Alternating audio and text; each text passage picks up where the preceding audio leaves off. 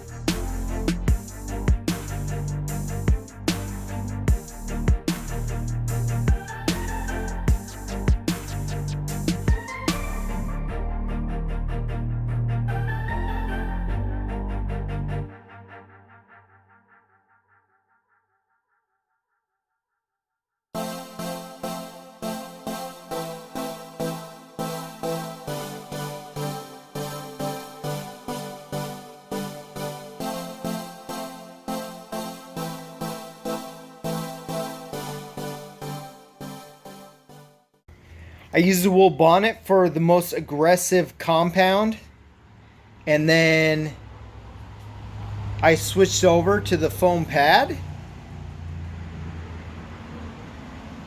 when I wanted to do more of a buff. And then I added on a micro pad when I was ready for the final polish, the final wax. So, I mean, it could be better. I'm probably going to still do some work on this. Some big tips I took away is that you need to have your piece attached better. I'm kind of temporarily attaching it. It needs to be attached like 100%. And you need to be able to put a little bit of elbow grease into it. And even though, I don't know if you, yeah, you guys are probably seeing this. Even though I'm putting some elbow grease on it and we wet sanded it, there's still some raindrops. AKA, don't be an idiot and paint when it's going to rain. It took a lot of the bumpiness down. So what I'm going to go ahead and do is attach everything. I'm going to wash the moped down. I'm going to put all the body panels back on, and then I'll sand everything on the vehicle and then polish it on the vehicle too. I still have to work on polishing on the vehicle. I don't know if you can see. You can probably see some of the leftover raindrops. They're not quite as pronounced, but they're still there. I mean, honestly, if I want to remove them, I'm just getting too close to tearing out the clear coat. So we're going to wash the moped down and then put the panels back on and then go from there. Ben, what are you looking at? Being a good boy? Yeah, come here.